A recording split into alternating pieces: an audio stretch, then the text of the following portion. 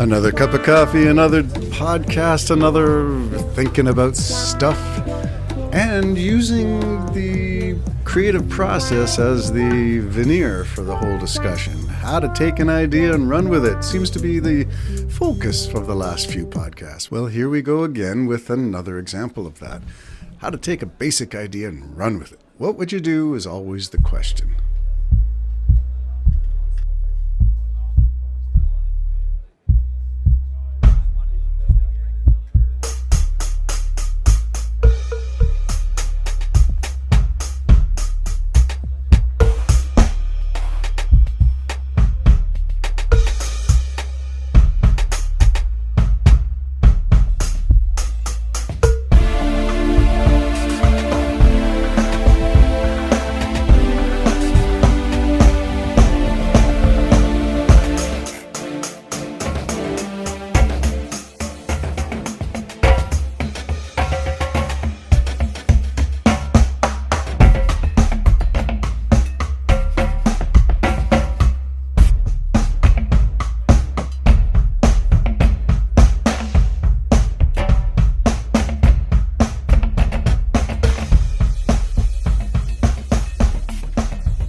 Well, rhythms always catch my ear, and so in my creative process, how to start stuff, it involves usually selecting a tempo and a key, basically a major or a minor, and something that I can, with my limited keyboard skills, sort of get an idea, a mood, using synthesizers, and being able to play the parts, play the chords, play the movement, as opposed to using samples of other musicians, much more skilled, but samples of their work. I prefer to just use textures and paint them with my own fingers on my own keyboard. The rhythms, they are often created by hand. I have a little, what do they call it, a 4x4 MPD 218, which is by Akai, which is a 16-pad tap your rhythms in, and I like to create my own rhythms because I like to imagine I'm playing these things. I used to play the, rudimentary drums and rudimentary instruments, but now I prefer to just access it via MIDI keyboard and access rhythms via the touchpads and play them with my fingers as if I was playing them with sticks on real skins.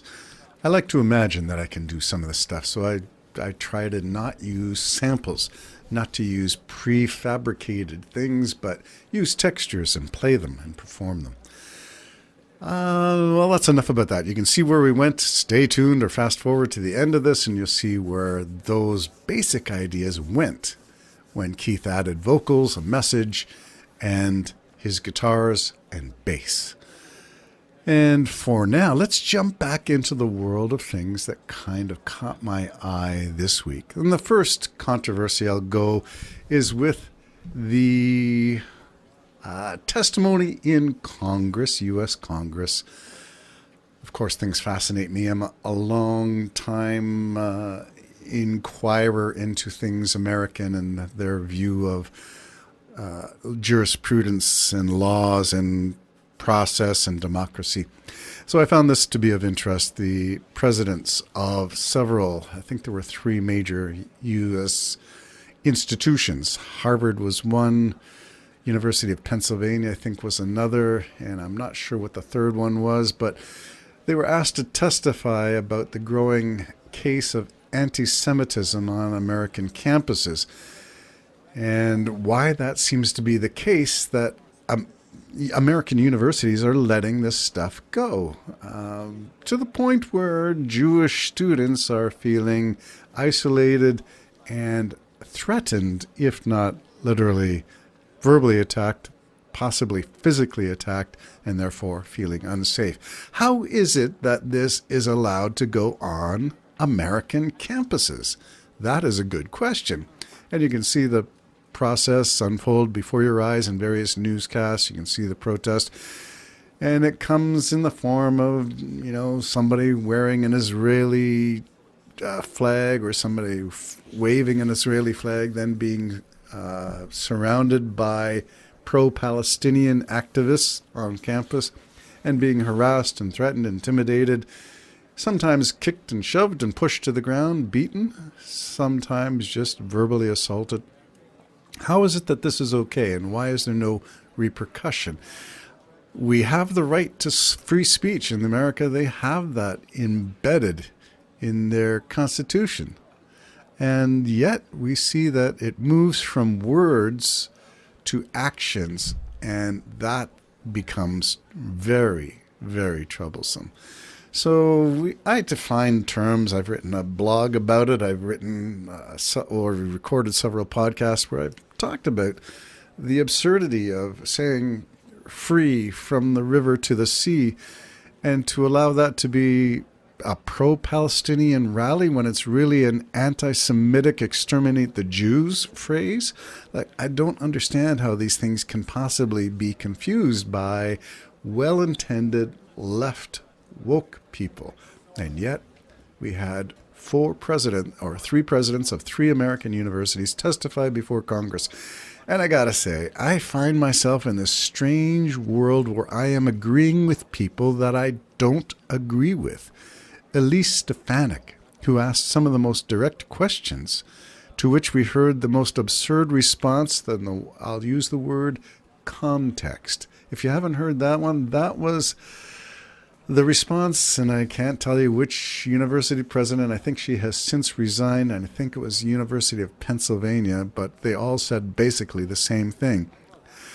That context really needs to be examined to determine whether the hate speech is really hate speech, and does it really transcend the boundaries of free speech.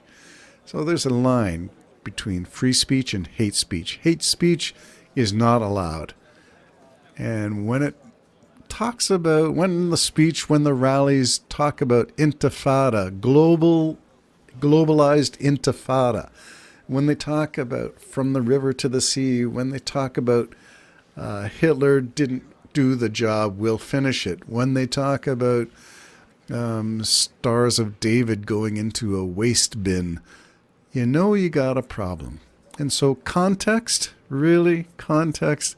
So I got to say it. I am with some people, aligned with some people, including Ben Shapiro, that I never thought I would ever say that I agree with anything these people say. Elise Stefanik was a pit bull terrier for Trump during the first 2 impeachments. And judging by her words, her tone, her demeanor, and those 2 things, I long abandoned hope that there was anything worth salvaging in her political career as a Republican. She was up Trump's posterior as far as you could possibly see, and I don't think there was daylight. That's my opinion. However, her questioning of the American university presidents, I found to be where I would fit. And I thought, what a bizarre world. So I'm agreeing with somebody who I came to loathe through the impeachment process. That being said, just because I agree doesn't mean I agree with everything. And so, got to take that all with a big caveat. Anyway, context. Context for anti-Semitic hatred, vitriol, physical aggression, verbal aggression on American campuses. Where is this coming from? And I'm going to link that, maybe not in this discussion, but in a future discussion with this rabid Islamic spokesperson, a large Muslim fellow. And if I can just get his name, I will give it to you. I think his name was Muhammad Hijab. Have you ever heard this fellow? Large, imposing fellow, and he speaks well enough, but he is, well, the latest thing I found on YouTube from this guy, YouTube short, was appalling. And he talked about the rise of Islam and that they will, I don't know if he used the word bury the West, but somehow imply that 57 Islamic states, Muslim states, could very well take over the world. And I thought, what?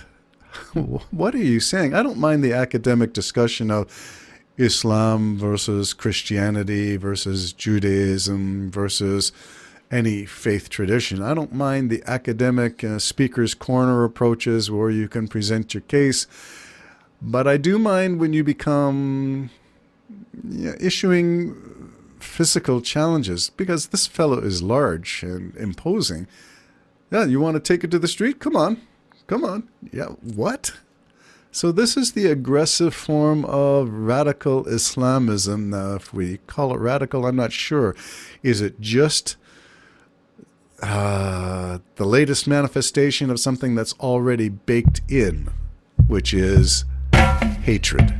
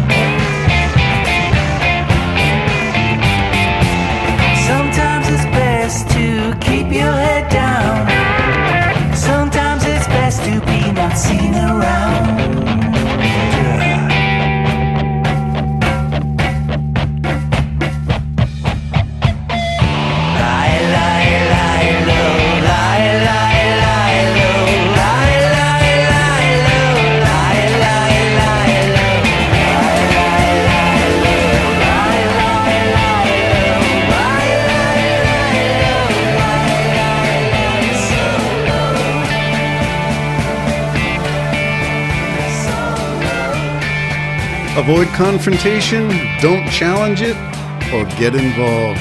Activism, your choice. Lie low or get active. The Jim and Terry Show, coming to you from the Hobbit Hole Studio in Bobcaygeon. Bye-bye for now.